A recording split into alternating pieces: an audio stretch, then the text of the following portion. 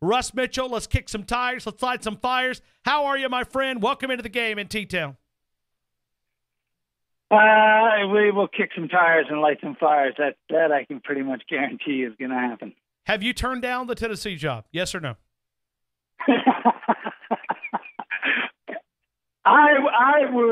I would probably turn down the Tennessee job, yes. What a cluster. Can you believe this? Oh, yeah. Listen, brother, I do 20, 30 shows a week and talking with folks in New York, Nebraska, California, Oregon, Arizona. They are all laughing at Tennessee. And, I know we're laughing at Tennessee, but that's okay. We are allowed to laugh at our cousins. People from outside of the South are not allowed to laugh at us. Tennessee wanted some attention. They've got it, man. Where do you think they go? What would you do? What would you tell these guys to do?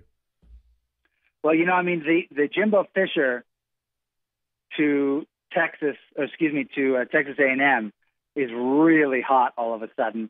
And I was talking to someone at Florida State today, and they say Willie Taggart's already a done deal, and that he's coming and he's bringing Cristobal and the old USF coach Levitt, and that sounds like a good team. And I got to tell you, I think that when you're looking, maybe you go for Kevin Sumlin, and that seems to be the hot word out today. And if you're Kevin Sumlin, why not? You want to get out of the West anyway. You're guaranteed the money, the $10 million from Texas A&M. You're guaranteed that money, so you could sign a $4 million contract or so with Tennessee, and makes $14 million next year. Russ, let's bring it back to the house here. Let's talk about these. Let's go back. I want to get your thoughts. What happened? What went wrong for the Crimson Tide, or maybe what went right for the Auburn Tigers? What happened?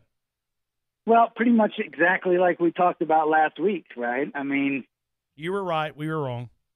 No, it's not just that. Look, at the end of the day, but that is true. At the end of the day, you ran for 5 yards a carry, but it really wasn't 5 yards a carry. When you really want to understand, how well you did, you got to take the outliers out, right? So you take out the 3 big runs, and you averaged 4 yards a carry, which is good. 4 yards a carry is great. But, your average is, 6.5? So, that's a big drop-off. And you see that directly reflected in your third down conversion rate and in this case, your fourth down conversion rate, right? You guys converted 26%. And you're not going to beat a good team when you convert only 26% on third down and fourth down. But Russ, let me tell you what, and we just heard from a ton of calls. We took 90 minutes worth of phone calls. We didn't have a guest between you and our guest at 3:15. And a lot of people are looking at this offensive side of the football, and they're a little bit frustrated. Should they be? Well, by the way, you're one of the few people on the air across the country that take that many phone calls. So I congratulate you for that, and your fan base is lucky to have you. Thank you. Because I wish that more hosts did that, because I like listening to what fans have to say about their teams. The problem for Alabama this year, and we talked about it all year, was that the SEC was bad. This is the worst I've seen the SEC since 2004.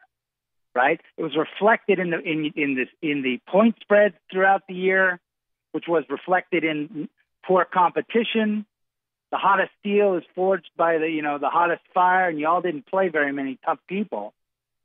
We talked about the pass efficiency defense being ranked number 1. I thought that was ridiculous, and it's direct reflection of not really playing anybody who could throw the ball. And we saw that with Stidham, right? It wasn't Blake, but he was still 22 of 29 for 76% of his throws, which was efficient. They were able to convert on third downs.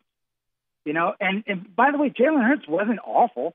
He had 168 yards, and but y'all don't throw the ball during the regular season. I'll give you a perfect example: Texas A&M. You were up on them by a ton. Use those opportunities to get Jalen more experience, so that when you actually need him, he's got it. Instead you just kept trying to pound the ball in A&M, and they had a decent run defense, and they made you punt. So, and I'll tell you what, if you're an Alabama fan right now, you had better be rooting for Auburn to win. Because if Auburn loses, you're toast. Because you're not getting in if the only team you lost to loses its third game, and you don't have a single top 15 win. Russ, these Alabama fans are not pulling for Auburn. I'm telling you, we've taken phone calls all throughout the week. Stay home. Go to Orlando then. Enjoy that.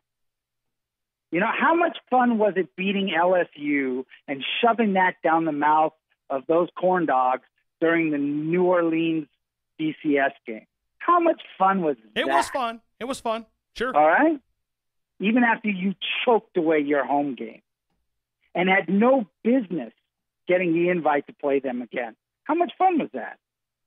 How much fun would it be to beat Auburn in the national championship game on a neutral field? It'd be fun. Sure. Well, you better hope Auburn wins. All right. Let's go to that. And I'll tell you one thing. Do you remember how much ESPN was pimping for Auburn back in 2011? You remember that? You remember Kirk Herbstreit and that love fest? Do you remember?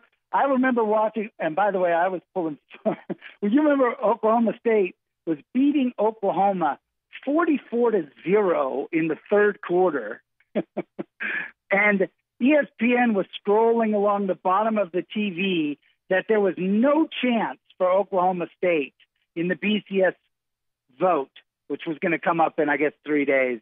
No chance, and they kept scrolling it over and over and over again. And then it ended up being the tightest vote in the history of the BCS. How many BCS voters do you think were influenced by that and thought, well, I better not vote for Oklahoma State because then I'll look like an idiot? The reason why I bring that up is, have you been watching ESPN for the last couple of days? I have. What? They're advocating for Ohio State. Oh, my God. I mean, it is so blatant. And they're clearly doing it because it's a business, right? I mean, I understand it's a business. It's a business for me too. It's a business, and they don't want to lose out all those TVs, all those televisions north of the Mason-Dixon. They don't want to lose, so they need to have a good argument for Ohio State with 2 losses, including just a horrific loss. They need to have an argument that supports Ohio State and tries to influence those voters in that playoff committee. But, Russ, in all fairness, should even Ohio State be in the conversation? No! Well, They lost to a 5-loss Iowa team that just lost to Purdue, and they lost by 31 points, surrendering 55. That eliminates you from getting to play in the college football playoff. But guess what, brother? It's a business. Well, and that's what we often forget about. You have to remind us of that, and we go back and say yes, because they need those northern viewers, and Wisconsin's not going to give it to them. No. Well, listen, if Wisconsin will, because the northern TVs will watch Wisconsin much more than they'll watch nothing, right?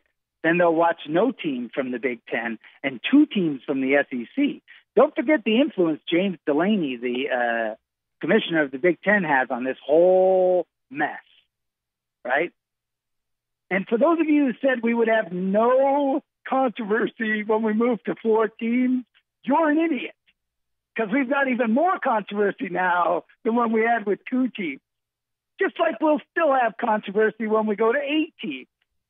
And as I've always said, you go to 8 teams, and then you really want to make each game count. Brian, you want to make each game count? Rank the top teams 1 through 8. Suddenly makes Clemson versus Miami really important, does it? You want to play Alabama at home, right? Or do you want to go on the road and play Auburn in Jordan-Hare? I That's hear you. what we'll eventually get. We'll eventually get that, but that doesn't address what Alabama. Look, if you're a Bama fan right now, you desperately need Auburn to win. And if you're an Auburn fan, you are rooting for Wisconsin and Oklahoma, because the last thing you want to do is face this Alabama team on a neutral field. So you think the outcome would be different? No, actually, I don't. Football is won in the trenches, and Auburn's got better trench play than you all do this year. But that being said, if you look historically, and by the way, the SEC championship game, shockingly, is a complete anomaly to this statistic I'm about to tell you. But historically, if you look at top 25 teams that play each other during the regular season and then are still top 25 teams and play each other in the postseason, the team that lost the first game wins the second game over 90% of the time. Interesting, the only time that's happened in the SEC championship game was LSU in 2001, when LSU lost to Tennessee in the regular season and then beat Tennessee in the championship game. Wow. So, Russ, there's some stats for you. I love stats and good, solid information. What do you think? Georgia, Auburn, who's going to win this game, Russ? Well, obviously not having Kerryon Hurts. He's a spectacular runner. I mean, he's not going to get my Heisman vote, so stop texting me and emailing me and all that. He's a workhorse. If you break it down on yards per carry, he's ranked like barely in the top 20 in the SEC, right? I mean, he's just a workhorse. The problem is if you have an awesome workhorse, that means the next guy up hasn't had that many reps because your workhorse gets all of them. So that's a problem. But the good news for Auburn is Kerryon doesn't play defense. And, I can still remember 3 weeks ago when Auburn was celebrating on the sideline late in the fourth quarter, and Georgia had run the ball 29 times for 0.9 yards per carry. So I know it's a different thing playing in Jordan-Hare, but I don't expect Georgia's offense. And that's amazing. Think about that. They have 2 NFL running backs, and they were averaging 0.9 yards per carry late into the fourth quarter. So I don't expect that to change very much, even on a neutral field. It'll be a tighter game without the healthy Kerryon Johnson, but I think you'll still see an efficient Stidham. He'll convert just like he did against Alabama by 76 to 80%, which is awesome, and that'll be the difference. So you're going with the Auburn win, right? I am, and then I actually I think Oklahoma should beat Texas Christian. Okay, so where does Alabama get help from? Alabama needs Wisconsin to lose, and then they need. Is that going to happen, though? I mean, do you think Ohio State beats those guys? Yeah, I think it'll be a tight game. Look, Wisconsin hasn't played anybody all season. I think their best win is what? Minnesota? Maybe Iowa. Maybe Iowa. They whipped up on those guys. Iowa's lost 5 times. Well, that's not a good win, man. I know, but Look, I will say this about Ohio State. Even with that just crud loss to Iowa, they did beat Penn State. In a epic comeback. They did beat Michigan State and blew them out. So Ohio State has played and beaten some good opponents. And, they're favored by 6 in this game. There's a good chance Ohio State wins this game. And that's what you're hoping for if you're a Bama fan. You're hoping, Okay, so tell me what your gut tells you. Okay, let's say that Ohio State beats Wisconsin. Does Alabama make it in? They better make it in, because I think Alabama is a better team. Playing in Jordan-Hare is not an easy place to play. Sure. Especially when it's your arch rival and they're good. That is a difficult environment to play. I don't think Alabama's as good this year as they were last year. But, I still think Alabama deserves the nod over Oklahoma State or over Ohio State, because you cannot lose to a team by 31 points anywhere on the moon and still get a chance to play and hoist the college football championship. Imagine they win and they're hosting our sports trophy, and they lost by 31 points to a 5-loss Iowa team. Brother, at that point, I'm thinking, you know what? That's ridiculous. Russ, is Baker Mayfield, is this thing locked up for him for the Heisman Trophy? You know, I'm not allowed to talk about who I give my Heisman I know, vote to. I know. Neither am I. But I mean, just tell me what. I mean, you think it's locked up for him? He's a very good player, and his antics on the sideline, while certainly not Heisman-esque, in my opinion, do not detract from his excellence on the field, nor his leadership on the field. And if I needed a quarterback right now of any of the quarterbacks that are playing in college football at any class, freshman to senior, he's the first person I'd pick. I like the way you're good political. Hey, you're not. Look, when somebody invites you to a dance, I know. rules. I know. You do their rules. I have no problem with the Heisman Committee's rules.